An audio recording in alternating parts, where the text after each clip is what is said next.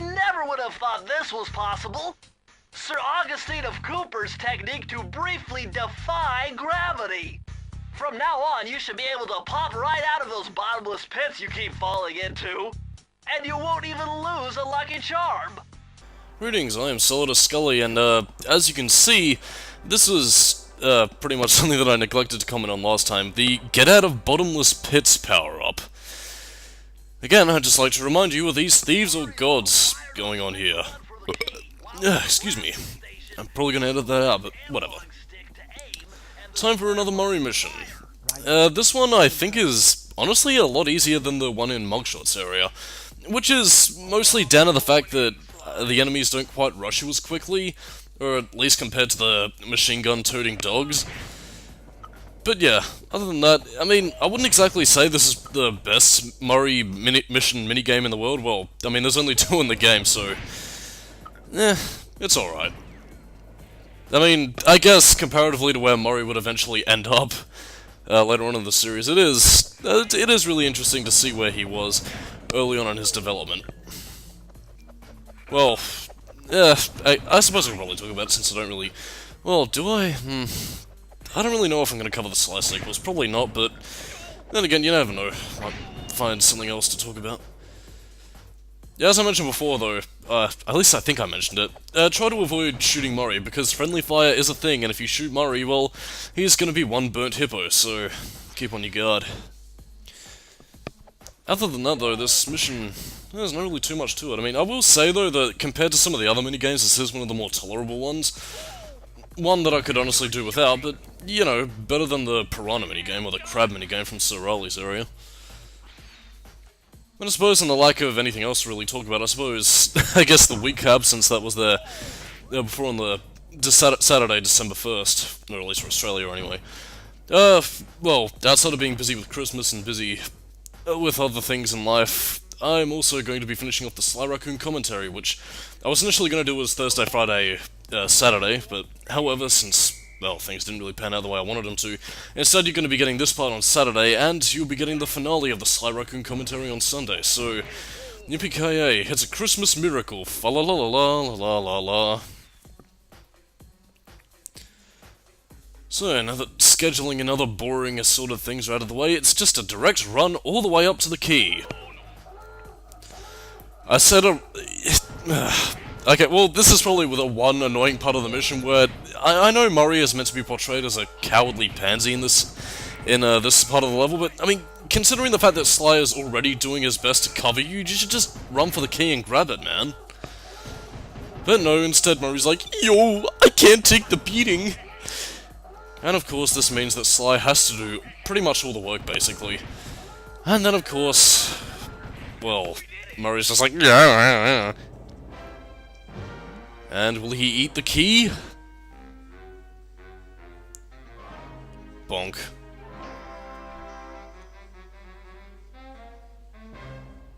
Oh, that Murray, he's a goofy little fella, isn't he? Yup. Well, in any case, it's back to more Sly Raccoon action. Yeah, this is going to be the last set of missions, as you probably couldn't tell, and since, well, tomorrow you're pretty much getting the final hub world and missions of the game, it's, well, kind of to be expected, I suppose.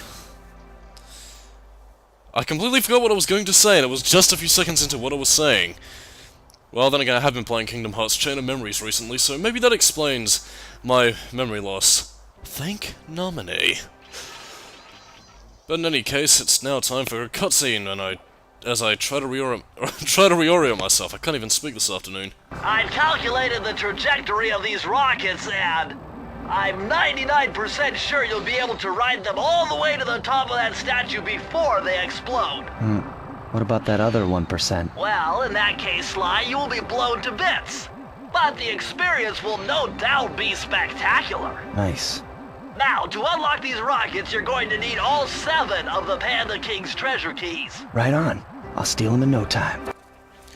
So, Bentley, it seems, is conspiring to blow Sly to bits, and will enjoy the resulting explosion.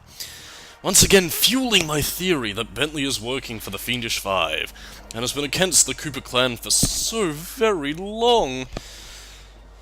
Well, we all know what to say about theories. They're just theories. You don't even know what they're gonna do to you in the end. Corrupt you in darkness. Eat your heart. Don't even know what I'm saying, really, just wasting time. And in that note, it is time to sneak past and begin our next mission, which, if I remember correctly, is actually one of my favourite missions in the game. Well, in terms of the minigame missions, generally. Actually, I did already bring it up in Ms. Ruby's section. Yes, it's the return of the snow skiff. Well, the hover vehicle in general.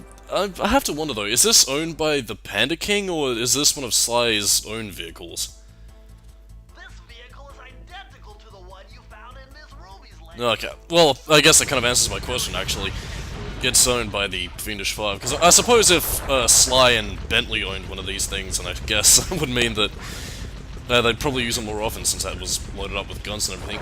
That being said, though, it is curious as to why they don't try and take some of this stuff with them.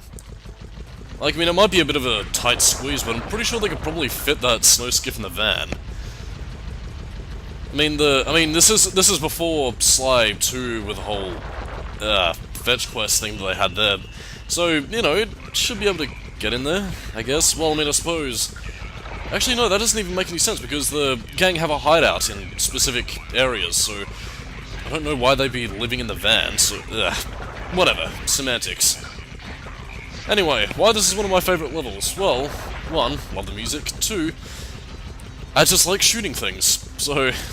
not really too much to it. Well, that being said, though, I mean... These are minigames that, as I said before, I do wish we had more of. I don't know, it just makes for a nice pace breaker, and it's just... I don't know, I mean, I wouldn't necessarily call these levels easy, because you can be quite easily overwhelmed if you let your guard down. Well, in certain areas, mind you. I don't know, it's just a nice breather level. And again, who doesn't love shooting things? Well, a lot of people, I suppose. But in video games, it is fun. And I don't really have any commentary, handy-dandy tangents to help me out this time, so I'm all on my own. I suppose I could probably go off on another distant tangent about the Panda King. Or more specifically about his boss fight, since I probably won't really have much to say about it, since it can be pretty over if you know what you're doing. Ouchies. Yeah, the Panda King's boss, well, I guess for people who know Sly 3, they know that the Panda King returns. And his boss fight also makes a reappearance in Sly 3 as like a sort of mental battle. I don't know, and a lot of people, well, the one thing I will probably talk about is that a lot of people have a problem with a certain plot point where, spoiler alert, he ends up joining the Cooper gang for a single job on Claw Island, which a lot of people tend to criticize in the sense that, you know, because of the fact that the Panda King was a part of the Fiendish Five, this means that Sly shouldn't trust him at all. And that's something that's always kind of bothered me in the sense that, you know, because a lot of people think that just because he's working with a Cooper gang that Sly automatically trusts him with his life and that, you know, they're all of a sudden best pals and everything. And I never really got that from their interactions during the cutscenes, especially given the fact that I think in the first meeting of Sly and the Panda King and Sly 3 itself, it's very much played up as a sort of, you know, I'm only doing this purely because you did me a favor and I'm only doing this because I need your help and your expertise where nobody else can. I don't know, it's a plot point that I see a lot of people getting aggravated about, but even in that case, we don't exactly know what the Panda King's role was, because, I mean, while this did result in Sly's father getting killed, I always got the impression that the Fiendish Five were responsible for certain jobs. I mean, you know, Mugshot being the muscle, Ms. Ruby being the mystic field, you know, and the Panda King being the explosives expert and likely being the person who was there to infiltrate, you know, Sly's house. I don't know. It's more of a... I wouldn't necessarily even call it more of a nitpick, it's just a thing that fans tend to debate. And I suppose that's just generally my side on things. Jesus Christ, that takes forever. I have to wonder though, I wonder if, probably not, but I'm just wondering if you could do the same sort of glitch that you could in Ms. Ruby's level and do this entire level on foot, even though you're not supposed to. I mean, I guess it would stop you at a certain point considering the fact that, you know, you kind of have to blow through doors, but I don't know, it's strange. Firey, what are you doing down there? Well, I'm minding my post when I notice a snow cone stand, and I think to myself, hey Murray, you gotta keep your energy up. So I hurry over here, and then all of a sudden, monkeys are everywhere, bugging me to race them 3 times around this track for a key. You could use the key. Think you could take them? Come on, Sly, they're a pack of monkeys. How can I lose? Alright, remember, steer with the left stick and press square to use any nitro boosts you collect. Keep clear of those icy patches. Thanks for the advice, Sly, but trust me, I got this under control. Hey Murray, isn't that a little bit racist? Well, I'm sorry, Sly, I'm just racially prejudiced. Yeah, it's... And also, one of the losing quotes if you lose this round is pretty much where Murray goes, "Those stupid monkeys! I almost had them." What is it with the racial prejudice, eh, Murray? Murray, it's those stupid monkeys ruining it for us all. Murray, we talked about this. You can't go broadcasting your racially insensitive comments in public. What the fuck am I even saying? But anyway, this one, I don't think it... Well, despite the fact that the place is slick up with ice, there isn't any ice physics to my knowledge. In fact, it's... I honestly think this course is actually a little bit easier than... well, fuck, I almost said Sorelli. I think it's a little bit easier than Mugshot's area, to be honest. Well, that, and I think this track also kind of lacks the variety in cars, because before that you had, you know, the prison van, the La Cucaracha mobile, and now you just have some very Asian-looking cars. But that being said, though, you know, cut corners, use the nitro boosts, and you should be okay. Incidentally, though, I do kind of wish that there were a few more courses of this. Like, I mean, I suppose a lot of people also find the racing minigames to be a little bit weak. I do find them to be the better end of the minigame spectrum for Sly Raccoon, but honestly, kind of wish we had like a Ms. Ruby course, you know. I don't know, it's just something, well, I mean, there is, you do get to use the van in the final episode of Sly Raccoon, but I have a lot of disagreements in regards to how they handle it there compared to how they do everywhere else in the game. I don't know, it's just frustrating, really. But now we get our final Murray thing, where he just tries to throw the key up, and he eats the key! Oh no, he doesn't, he just bonks his head. Oh, that Murray, that racist hippo with his insensitivity towards those monkeys. Those stupid monkeys, ruining it for us all! I don't even know where I'm going with this. I'm horribly interpreting these Sly Raccoon characters. Or at least Bentley and Murray, anyway. Murray was a racially insensitive hippo, and Bentley, a manipulative turtle. Who knows what evil lurks in the evil hearts of thieves? They are not gods. They are merely mortal. Sly is a god. The thievius raccoonist dictates it so. Anyway, Duel by the Dragon, the final level, and the final mission where you can unlock the vault, actually, so... Yeah, if you're wondering where the last page of the thievius raccoonist is, it's right here. And it's also one of my levels for a variety of reasons, namely the music, which uses the overworld theme with a couple more instruments into it. It's pretty rockin', man. Freeze, Raccoon! How can I freeze when my heart warms at the very sight of you? Shut up, Ringtail. I don't know what you're doing here in China, but I'm sure it can't be good for whoever owns this place. You must only have eyes for me if you're too blind to see what's going on around here. All I see is a pathetic thief who's escaped justice for far too long. I'm proud to be a thief, especially when I'm stealing from a vicious extortionist like the Panda King. Open your eyes, detective. These quaint temples are a front for an illegal explosives factory. Don't try to confuse the issue. You criminals are all the same, and none of you can escape justice. Carmelita, the ironclad police officer. This is, yeah, as you probably couldn't tell, this is the final Carmelita mission, and, as I mentioned before, the last mission where you can get the clue bottles.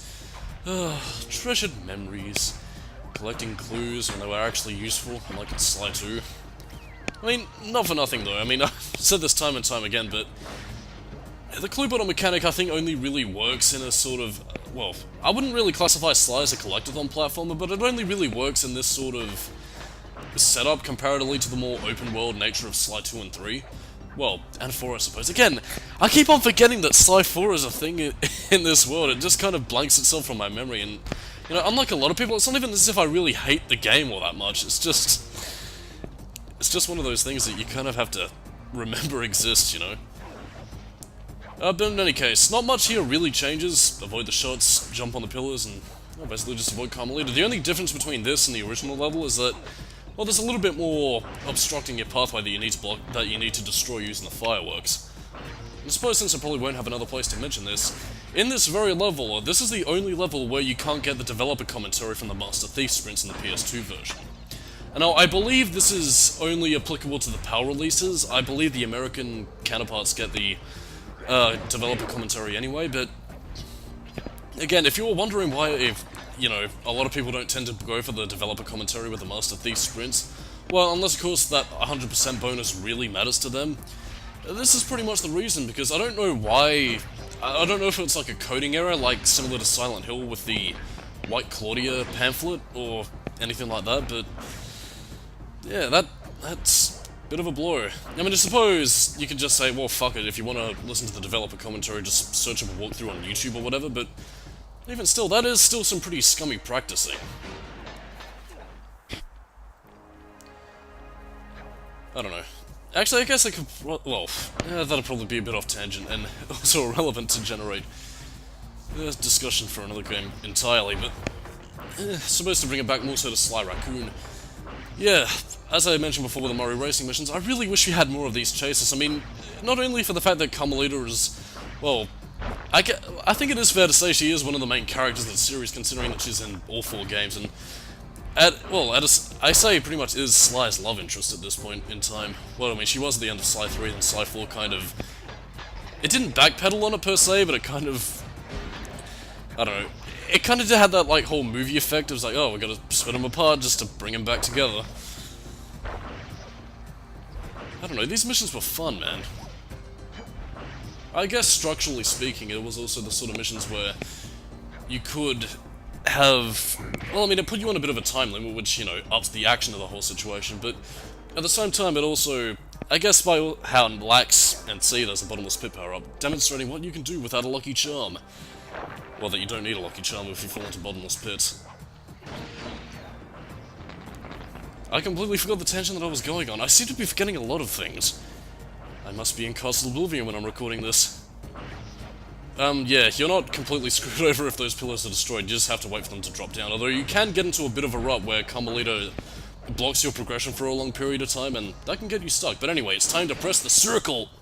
Unfortunately, this vault code appears to have been written in owl dialect. I won't be able to crack the code until we meet and defeat the bird who created it. Owl dialect? What the fuck is... you know, whatever.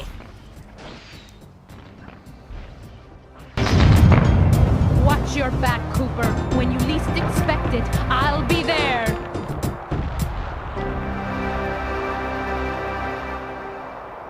And so, that is the end of that chapter. Grabbing the last key of the game! Oh wow, that actually is the last key of the game. If only we had more time for our journey to continue. But now is not the time to reminisce, now it is time for our... yeah, not the final boss, but the final boss of this place. And a very interesting one. One that is followed up with a lengthy cutscene of him discussing his evil plan, and thus we shall smack him to bits. I'm just rambling to fill time. Now to see if Sly will be blown to bits. Just take one smack of the thing. Oh yeah, you do have to hit it, I kind of forgot about that. Whee! Would have been funny if he actually ended up missing the trajectory and he just flew off someplace else. I see you carry Kane of notorious Cooper Thief clan. Have you come here for revenge? To steal back the devious Raccoonus? That was my plan at first, but now I'm more interested in putting an end to your avalanche extortion racket. Why should you care if I bury a few worthless village in snow? You are a thief, just like me. No, that's only half right. I am a thief, from a long line of master thieves, while you're just a frustrated firework artist turned homicidal pyromaniac. Insolent child. You shall pay dearly for your disrespect. Still, to honor your Cooper ancestry, I will send you to your doom with the beauty of my new firework technique, Flame Foo. Let us now test him in Flame Foo. The Panda King, comparatively to some of the other bosses in the game, I think is a fair and decent challenge. In fact, I'd honestly say he's a lot easier than Mugshot and Ms. Ruby, whereas, you know, Mugshot could quite easily get the drop on you, and, well, Ms. Ruby for obvious reasons. I think the Panda King is more of a test of your actual skills rather than any sort of extraneous bullshit. Like, when he'll throw fireballs at you, he'll try and attack you with his anime-announced attacks. But other than that, though, I mean, so long as you have your wits about you, you should do fine with this one. He'll announce Fiery Weep, Palms of Thunder, and Booming Chop. But other than that, though, he'll give you the bounce, which doesn't do any damage to you, thank goodness. And again, it's just a test of reflexes and you should be okay. One thing I should mention, and something that I probably should have mentioned a long time ago, is really with the health icons. For the boss enemies. You can actually see it right there, but it actually changes depending upon how much damage the boss takes. So I mean, you saw the Panda, it started off as aggressive, but now it's, well, getting a bit more injured, and that's applicable for all the bosses in the game. For Ms. Ruby, I don't think Mugshot, since his was kind of a phased boss fight, but definitely with Sir Raleigh, if you couldn't tell beforehand. It's only really when the health bar shows up that you can actually see it, and it's a detail that you can miss. Well, mostly because of the fact that you're more concentrated on the boss fight, but honestly, it's a very sweet detail that I miss. Oh, the panda isn't looking too good. It's like, no, I've been beaten. Better close my eyes and wait for the end.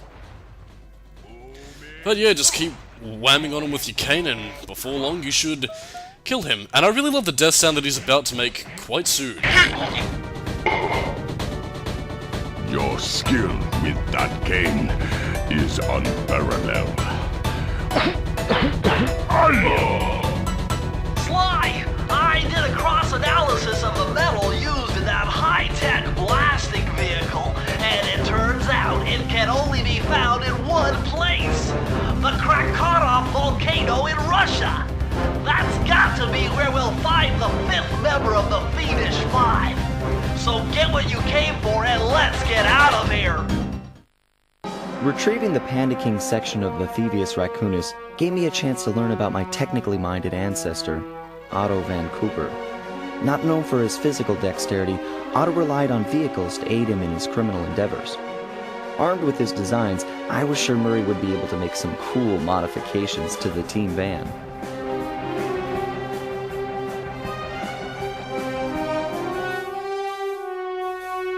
A frustrated Inspector Fox, having missed me coming down the mountain, threw the Panda King in jail, thus putting an end to his avalanche protection services and ensuring the safety of mountain villages throughout China. My gang and I took a little time off and did some shopping in Hong Kong. Thoroughly relaxed, we headed home to plan our next move. So, with all that out of the way, join us next time for the final part of the Sly Raccoon commentary with me, Solidus-Skully. So on that note, I am Solidus-Skully. Don't know why I had to introduce myself twice, but keep it new metal, I'll catch you later. Bye-bye.